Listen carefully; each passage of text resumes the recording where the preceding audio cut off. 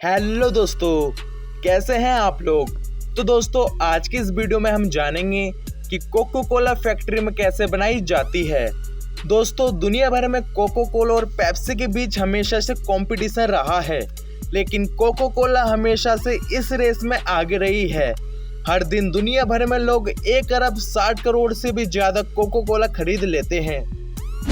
दोस्तों, क्या आप जानते हैं कि कोको कोला 206 देशों के बीच में बेची जाती है।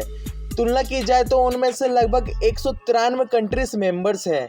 कोको कोला नॉर्थ कोरिया और क्यूबा के अलावा दुनिया के किसी भी कोने में मिल जाएगी। इनकी कामयाबी का राज है वह सीक्रेट फॉर्मूला, जिसे लगभग 100 साल से कंपनी ने किसी को भी नहीं बताया है। क्या आप भी जानना चाहते हैं कि कैसे Coca Cola soft drink factory में बनाई जाती है? अगर हाँ, तो बने रहिए वीडियो के लास्ट तक हमारे साथ। वीडियो शुरू करने से पहले अगर आपने हमारे चैनल को सब्सक्राइब नहीं किया है तो चैनल को भी सब्सक्राइब कर लें। दोस्तों, यूं तो फैंटा और स्प्राइट जैसे ड्रिंक्स भी कोको कोला ही बनाता है, लेकिन कोको कोला की सबसे ज्यादा बिकने वाली ड्रिंक्स पुरानी कोको कोला है, जिसकी हर दिन में 80 करोड़ से ज्यादा बोतल बिकती हैं। इसलिए आज हम इसी के बारे में बात करने वाले हैं। इस ड्रिंक को बनाने के लिए सबसे पहले फैक्ट्रियों में बड़े बड़े बेवरेज कंसंट्रेट तैयार किए जाते हैं, लेकिन इस बेवरेज कंसंट्रेट को एक सीक्रेट फॉर्मूला से बनाया जाता है। इस वजह से कोई नहीं जानता है कि इसमें क्या है। कंपनी अपने इंग्रेडिएंट्स में इसे नेचुरल फ्लेवर्स लिख देती है। इस बेवरेज कंसंट्रेट को पानी के साथ मिक्स किया जाता है। कोको कोला में 90% पानी होता है, लेकिन क्योंकि कोको कोला को दुनिया के दिनों से अलग अलग स्टेशन पर बनाया जाता है, इसलिए पानी में थोड़ा सा भी बदलाव इसके टेस्ट को चेंज कर देता है। जिस वजह से पानी को फैक्ट्री में लाने के बाद सबसे पहले सैनिटाइज फिर इस तरह से फिल्टर किया जाता है कि ना कि उसमें अपना कोई टेस्ट बचे और ना ही उसका कोई स्मेल बाकी रहे। इसके बाद पानी, बेवरेज कंसंट्रेट और स्वीटनर को बड़े से 19,000 लीटर के टैंक में भरकर मिक्स किया जाता है।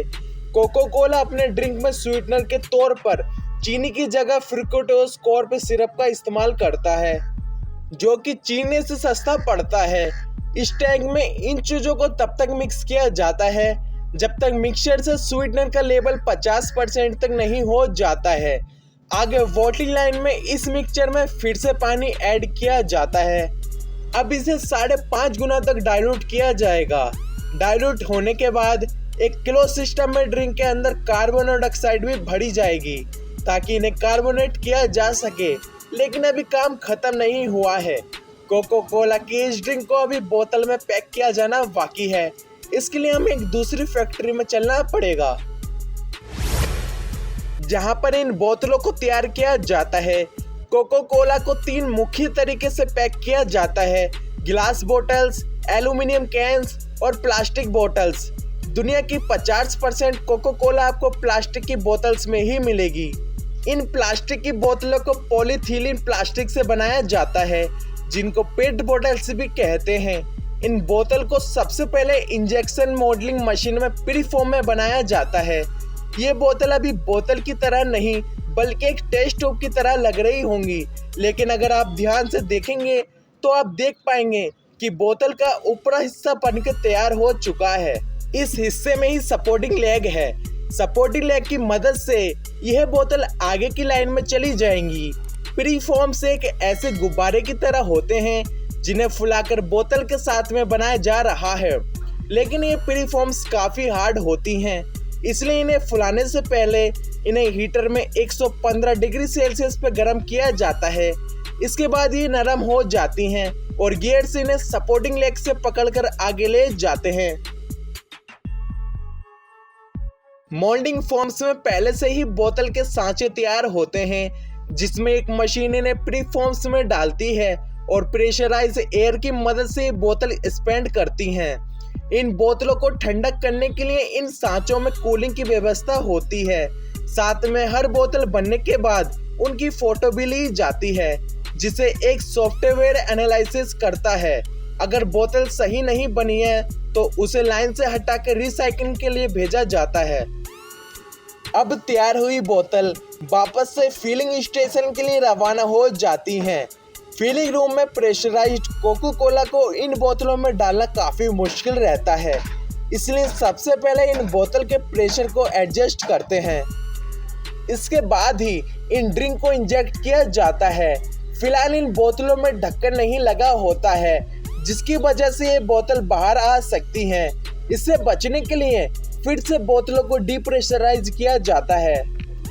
आखिर में इन्हें फिलिंग स्टेशन से बाहर निकाल दिया जाता है।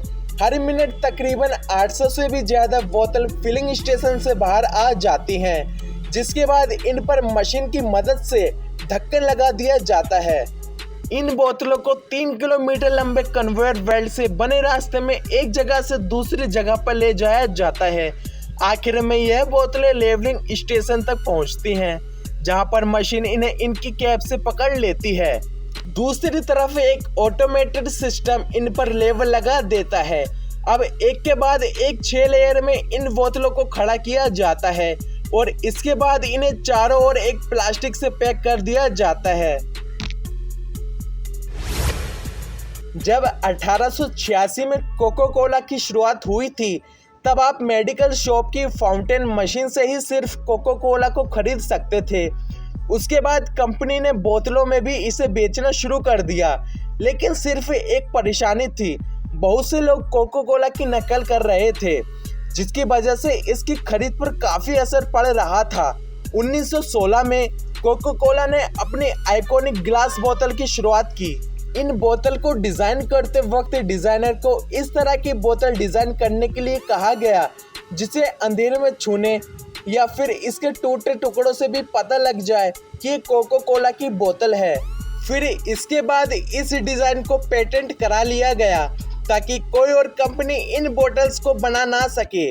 और आज 106 साल के बाद भी इन बोतलों का इस्तेमाल कोको कोला के द्वारा किया जाता है। इन बोतलों के साथ एक फ़ायदा ये भी है कि इन्हें धोकर दोबारा से इस्तेमाल किया जा सकता है। दोस्तों, आइए देखते हैं यह प्रोसेस कैसे काम करता है। सबसे पहले क्रेट्स फैक्ट्री में आते हैं,